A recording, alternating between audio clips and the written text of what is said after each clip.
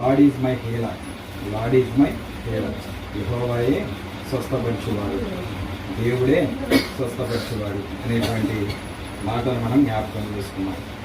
ఈ యొక్క పరిశుద్ధ గ్రంథంలో తెలుపబడిన మాటను కనుక మనం గమనిస్తే, ఇశ్రాయేలీయులకు దేవుడు వారి వారి అవసరతలలో, ప్రతి అవసరతలలో ఒక తండ్రిగా, ఒక తల్లిగా వారి చేసినటువంటి ప్రతి ప్రయాణంలో దేవుడు తోడున్నాడు. వారు బంధకాలలో ఉన్నప్పుడు విడుదల దయచేశాడు. అరణ్యంలో ఉన్నప్పుడు పగలు మేఘస్తంభంగాను రాత్రి అగ్నిస్తంభంగాను ఉండి తోడుగా ఉండి నడిపించాడు. వారికి ఆహారం లేదన్నప్పుడు ఆహారం దయచేశాడు. వారికి అనేకమైనటువంటి తెగుళ్ళు వచ్చినప్పుడు లేదా అనారోగ్య పరిస్థితుల్లో వారిని స్వస్థపరిచాడు. ఇటువంటి విధానంలో దేవుడు వారికి తోడుగా ఉండి నడిపించాడు. అయితే చూడండి, ఈ యొక్క మాట I'm the lord your healer అనేటువంటి మాట ఇక్కడ ఉంచబడింది. దేవుడే నిన్ను స్వస్థపరిచింది. ఈ స్వస్థత అని అన్నప్పుడు మనం రెండు రకాలుగా ఆలోచించాలండి.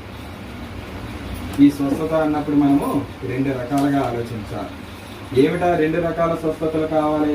మనుషుడికి, ఏ మనుషుడికైనా రెండు రకాల స్వస్థతలు కావాలి. ఏంటా రెండు రకాలు? ఒకటి, శారీరానికి వచ్చినటువంటి బలహీనతల నుండి స్వస్థత కావాలి. రెండు, మానసికమైనటువంటి స్వస్థత కావాలి. ఒక మనిషి ఆరోగ్యవంతుడిగా లేదా తన యొక్క దైనందిన జీవితంలో ముందు కొనసాగాలి అంటే ఈ రెండు స్వస్థతలు అవసరం. చూడండి, ఎవరికి కొంతమందికి ఏ అనారోగ్యం ఉండదు, కానీ వారు ఎలా ఉంటారంటే ఏదో కోల్పోయినట్లు, ఏదో లేనట్లు, అలా జీవితంలో సంతోషము లేనటువంటి పరిస్థితుల్లో తన జీవితాలను వెళ్ళబుచ్చుతూ ఉంటారు. ఆ యొక్క రోగము లేదా బలహీనత ఏది అంటే మానసికమైనటువంటి అనారోగ్యం అని మనం భావించాలి. సరే, ఇక్కడ దేవుడు చెప్తున్న మాట ఏంటంటే, నీ దేవుడైన యెహోవాకు శ్రద్ధగా విని ఆయన దృష్టికి న్యాయమైనది చేసి ఆయన ఆజ్ఞలై విధేయులై ఆయన కట్టడలన్నిటిని అనుసరించి నడిచిన ఎడల. ఇక్కడ ఒక ఆజ్ఞ ఉంది, తర్వాత ఆయన ఇచ్చు ఈవి ఒకటి ఉంది. మనం ఏం చేస్తామంటే ఆజ్ఞలను పాటించడానికి ఆలోచిస్తాం, కానీ ఈవులను పొందుకోవడానికి మాత్రం మనము ఇష్టపడతాం. మనము ఒక ఆశీర్వాదం కానీ లేదా ఒక వాగ్దానాన్ని కానీ మనం తీసుకోవడానికి ఇష్టపడతాం, కానీ ఒక ఆజ్ఞను పాటించాలి. దేవుడు ఏం చెప్తున్నాడు? ఆయన అనుదినము మన గృహాల్లో ప్రార్థన చేసుకోవాలని చెప్తున్నాడు. నా సన్నిధిని విడవక రండి అని చెప్తున్నాడు. లేదా మీరు భక్తిని కొనసాగించండి అని చెప్తున్నాడు. మీ పిల్లల్ని భక్తి మార్గాల్లో నడిపించుకోండి అని చెప్తున్నాడు.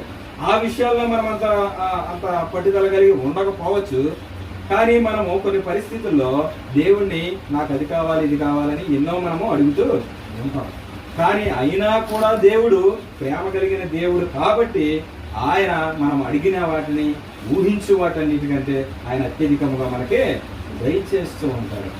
ఈ యొక్క సమయంలో ఆయన అంటున్నాడు, నిన్ను స్వస్థపరిచి యెహోవాను నేనే అని అన్నప్పుడు మనం దీన్ని కొత్త నిబంధనలో స్వస్థపరిచి యెహోవా మనకి ఏ విధంగా తోడై ఉన్నాడనేది నేను ఇంకొక వచనాన్ని చూపించాలని ఆశపడుతున్నానండి. మత్తయి సువార్త 4వ అధ్యాయము 24వ వచనాన్ని 23వ వచనాన్ని ఒకసారి చదువుకుందామండి. మత్తయి సువార్త 4వ అధ్యాయము 23వ వచనం. యేసు వారి సమాజ మందిరములలో బోధించుచు దేవుని రాజ్యమును గూర్చిన సువార్త ప్రకటించుచు ప్రజలలోని ప్రతి వ్యాధిని రోగమును స్వస్థపరచుచు గలిలయ అందంతటను సంచరించెను. దేవుని నామానికి మహిమ కలిగిన గాక. ఆయన పరిచర్యలో ఉన్నటువంటి విభాగాలు ఏంటంట? ఆయన దేవుని రాజ్య సువార్త ప్రకటిస్తున్నాడు. ఒకటి, ప్రజలలోని ప్రతి వ్యాధిని, ప్రతి రోగమును, అనారోగ్య పరిస్థితులన్నింటినీ ఆయన సరి చేస్తున్నాడు. ఈ రెండు కూడా ఉన్నాయి. మనం కనుక గమనిస్తే ఆత్మీయ స్వస్థత, అలాగే భౌతికంగా శారీరక స్వస్థత, ఈ రెండు కూడా దేవుని పరిచర్యలో ఉంచబడ్డాయి. ఇక్కడ పెద్ద లిస్టే ఇవ్వబడింది. ఆయన కీర్తి సిరియా దేశం అంతటా వ్యాపించిన నానా విధములైన రోగముల చేత, వేదనల చేత పీడింపబడిన వ్యాధిగ్రస్తులందరినీ, దయ్యములు పట్టిన వారిని, చాంద్ర రోగులను, పక్షవాయువు గల వారిని వారి ఆయన యొద్దకు తీసుకొని రాగా ఆయన వారిని స్వస్థపరిచింది. మీరు ఇప్పుడు గమనించాలి, ఎవరైతే దేవుని యొద్దకు రాబడతారో, ఎవరైతే దేవుని యొద్దకు వస్తారో వారు అసంపూర్ణంగా తిరిగి వెళ్ళరండి, లేదా కొదువతో తిరిగి వెళ్ళారండి. ఎందుకంటే దేవుడు సమస్తమును చేయగల సమర్థుడు. దేవుని నామానికి మహిమ కలిగిన గాక. ఆయన అందుకే యెహోవా రాఫే అని అన్నప్పుడు ఆయన మనకి ఎలా ఉన్నాడంటే క్రీస్తు రూపంలో మన గృహాలలో నివసించే రక్షకుడిగా ఉన్నాడు. ఆయనని గనక మన గృహంలోనికి ఆహ్వానిస్తే, ఆయనని గనక మనం తలంచుకుని ప్రార్థన చేస్తే ఆయన ఎదుట కనుక మన విజ్ఞాపనను కనుక పెడితే మన ప్రతి అవసరత ఆయన నామంలో తీర్చబడుతుంది.